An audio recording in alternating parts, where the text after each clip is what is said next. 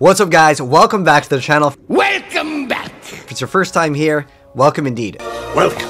So let's go over all of the different forms of currency in Diablo 4, as they actually do a lot of interesting things, and this video guide is going to get you a head start on the game because you may not want to spend some of your currency earlier on because of the way the game works. So starting right off, you'll see over in this character's inventory, we're looking at the bottom over here where we see those gold coins. That's gold that's pretty much been in every single Diablo game, but there's actually a lot of different uses for it. So let's go over first off how to acquire all the different forms of currency and what we can do with each one of these and which ones you may want to hold on to, as they will have some value potentially with the trading economy in the game. So starting right off, as far as gold, how do we acquire it? Well, we just literally play the game. It's literally like the basic form of currency in the game, but it actually does a lot of different things in Diablo 4 that is not similar to other Diablo games. So again, acquiring it is just by playing the game. There's no real secret to getting gold in the game in terms of like you have to do a special mechanic. It only drops in these certain areas. It pretty much drops everywhere. It's like a very basic form of currency, but what you can do with it is actually interesting. So starting right off, to respec in the game, we actually have to spend gold. You'll see over here that there is some gold, and it shows how much it costs to refund one of these skills. Now, the thing that I do need to mention with this that is very important, earlier on the game, don't worry about respecing. It literally costs next to nothing in the earlier stages of the game. But as you progress in the game, maxing out your character, you may actually need to build a same class, but a different build if you want to play, let's say, a fire sorceress or an ice sorceress. Instead of respecing once you're at the max level, if you want to actually play, let's say, cold sorceress and you are a fire sorceress, you may have to just make a brand new character because the gold cost actually is so much. And it could be something to consider, as gold is actually tradable. I'm sure a lot of you guys have played Diablo 2. Those of you guys that are OG Diablo players, you know that there's websites that advertise these gold, websites and stuff like that. Don't buy from them anyways. But just as a heads up, it may be a form of currency that may be used to trade. Like in Diablo 2, SOJs were kind of like the go-to currency, or like runes, right? But I'm kind of curious to know what is going to be the currency with Diablo 4. At the moment, it looks like it could be rare items, gold, as well as gems. Those are the ones that I kind of have my eye out on. But gold will actually maintain its value through the course of time, because this game is going to be a games as a service, meaning that we're going to be getting new seasons, we're going to get new updates, we're going to get expansion packs, and with these new legendary items or unique items that may have us want to build towards, we may have to respec. So that's why I'm thinking gold will actually hold its value. But one really good tip that I want to give you guys is don't use your gold earlier on for upgrading lower level pieces of gear. Basically, you really only want to be upgrading either uniques, or later down the line, you can actually just consider any item that has a higher item level. Unlike in Diablo 2, and this is, of course, all this that I'm mentioning is subject to change, but how it works in the game is basically items can drop at a level, and it has like the item power tied to it. So basically what that means is like the stat on the item, like if a weapon drops, you can get the exact same legendary item, but if it drops and you're like level 5 versus level like 30, it will be much better, if that makes any sense. So you don't really want to waste your gold on upgrading or going to the vendor and buying any upgrades at the vendor, because you're going to continuously get upgrades as you play the game. In fact, there's going to be lots of times where an item's stat, as in when it drops at like item level like 10 versus item level 1, the numbers are so high in a white item that it will outclass the yellow item completely.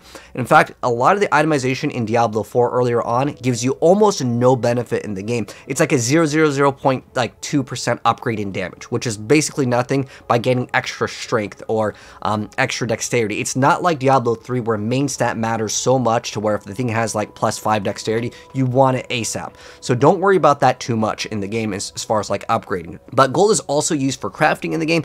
If you want to actually craft, you're going to see that it costs not only materials that you acquire in the world, like these little iron ores, there's veiled crystals.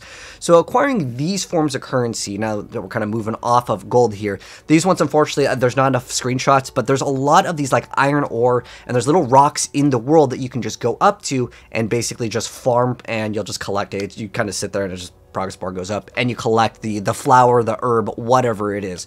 But those currencies are going to be used to upgrade items. You can also disenchant items. Similar to Diablo 3, you just go to the blacksmith and just disenchant all, right?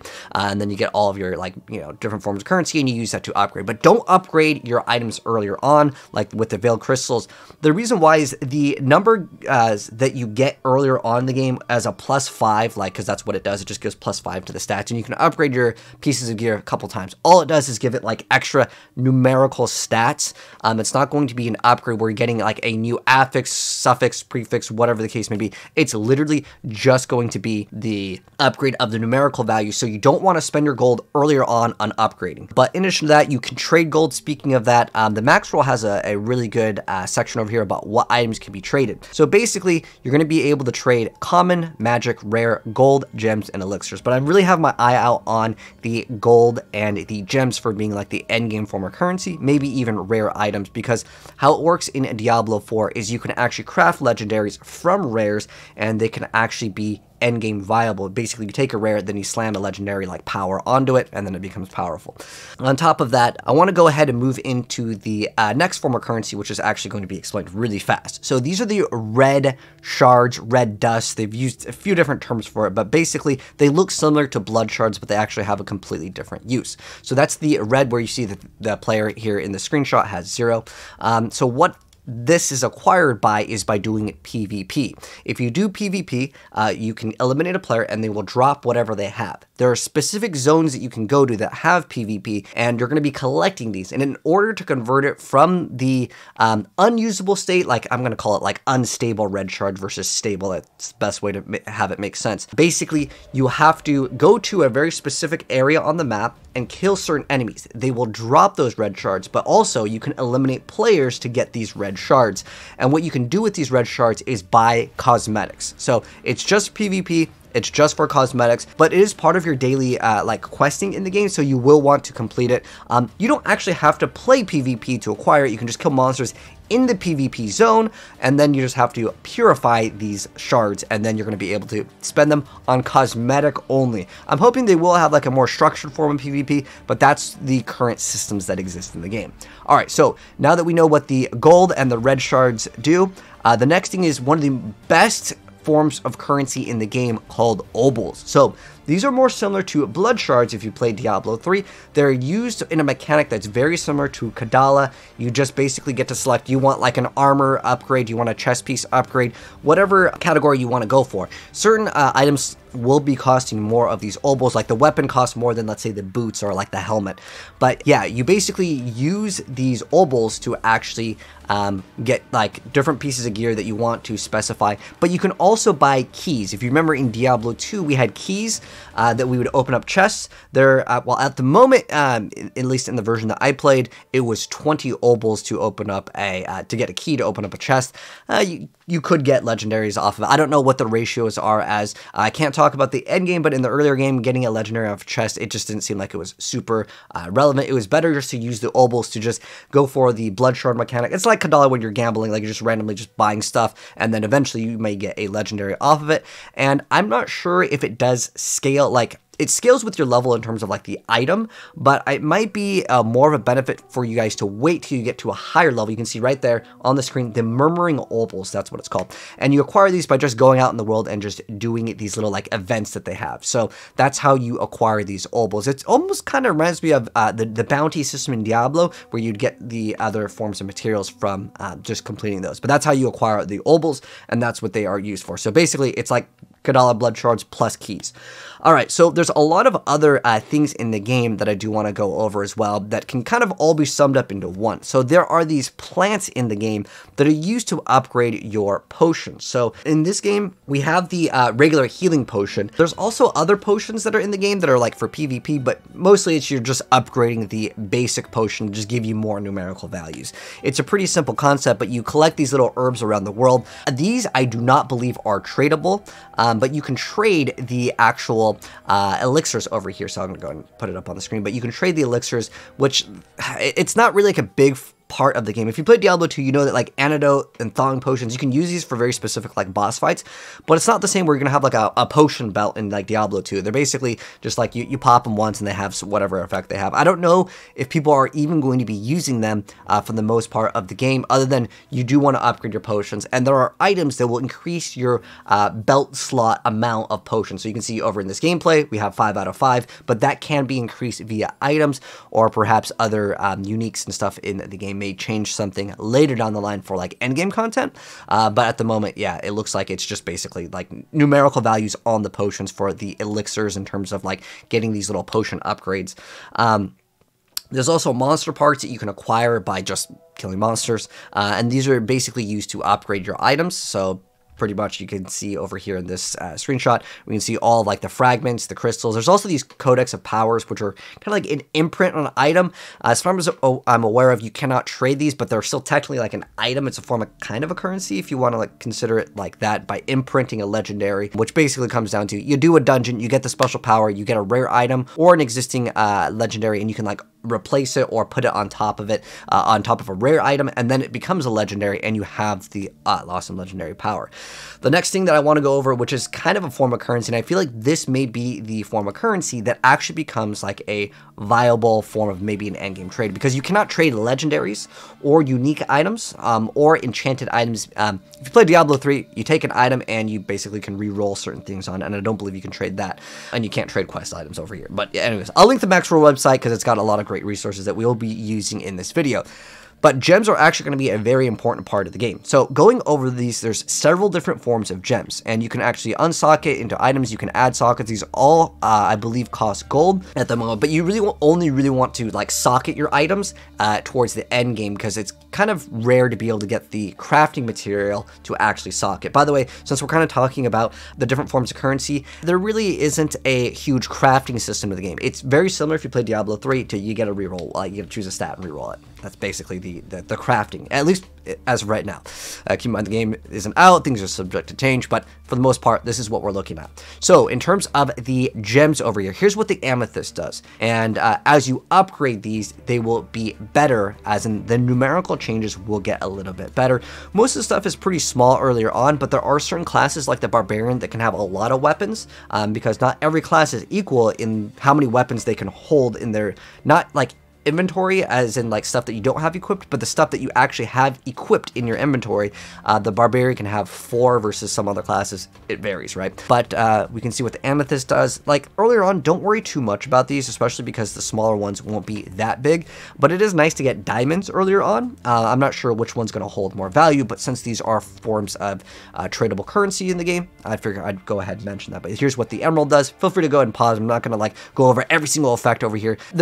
They do go past chipped emerald, they've shown it off, but in the beta that we played, we were only allowed to go up to a certain point in the game, and basically this is what we were able to see. But I know that the gems go way further than crude and chipped. They get upgraded. In fact, it's talking about upgrades, you need, I believe it's 3 of the same gem to actually upgrade into the next tier of the gem. So it's kind of similar to Diablo 3 in that aspect. So the one that is very important though, earlier on, especially if you are playing Barbarian, because you can actually scale thorns, is actually going to be the Emerald. The Emerald's actually a really good one. Here's like, by the way, all of like the little pictures of the gems here, but again, you can upgrade them. But over here, I mentioned Emerald is the only one earlier on that is like really key to get, because if you want to scale thorns, you need some numerical values to start off with, right? As far as the ruby goes, this is also one of the ones that I would say is more sought after, and that is because it gives you flat life percent in armor, and depending on where you put it, it's kind of like Diablo, the previous Diablo games, depending on where you put it, it gives you extra like resource gen, life. The resource generation can be great as well. So yeah, rubies I would say probably will have a decent amount of value. Emerald is like more niche, but over here we have different changes with topaz over here. Lucky hit chance is kind of a weird mechanic that can almost deserve its own video, so I won't go into too far of that. It's basically for a chance for something to happen. There's extra crit strike damage to very specific conditions met, perhaps on the enemy, but that's what the sapphire does. And then diamond, this is the one that I actually really like, because I like throwing it into jewelry because you get all resistance. Think of it's like literally a diamond in Diablo 2 when you throw it in shields because it's kind of cheap earlier on, and then you have skull, which actually is a pretty good one as well. So in terms of like, I don't want to make a tier list to like which gem is the best here, but I would say the ones that are going to hold the value the most. The skull is actually really great earlier on because getting that flat like life on kill really helps out, so you don't have to activate your potions here. But I would say the ones that are going to be the most valuable are going to be the rubies, diamonds, and skulls earlier on, and then through time we'll have to wait and see what actually changes with this. But there's a few other things that I do want to go over really quick here. So this is kind of part of the different forms of currency here. So this is like the Diablo shop. So you cannot buy gold, but I'm sure there's going to be different like third-party websites that try to sell gold and different you know, gems and stuff like that, because it's going to be just, you can trade these with other players, and unfortunately it does happen. But don't do that, by the way. You could lose your account, you know, that's definitely going against terms of service.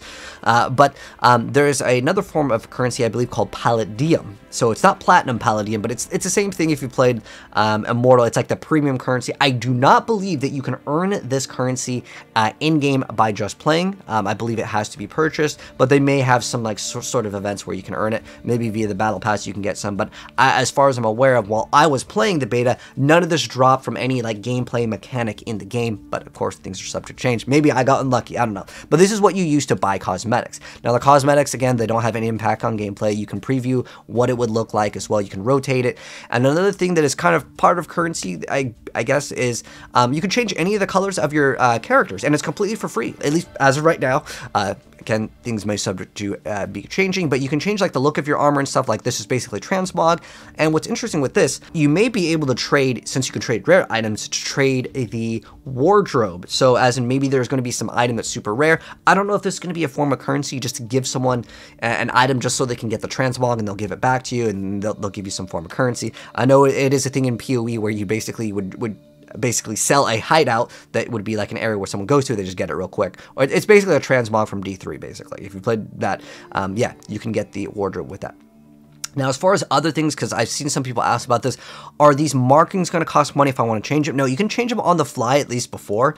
When I played, you can just change any of the settings. There was like a wardrobe that you can go to in most towns, and it would have the ability to change your eye color, and all of this is completely free. There wasn't any premium ones in the character creator, but I believe in the shop, maybe that could be added in the future with different tattoos and different cosmetics. But this obviously doesn't affect your gameplay. There's no like differences if you change your eye color to like certain like enemies would react different. I think that'd be kind of a cool thing though. Hey, that would be cool.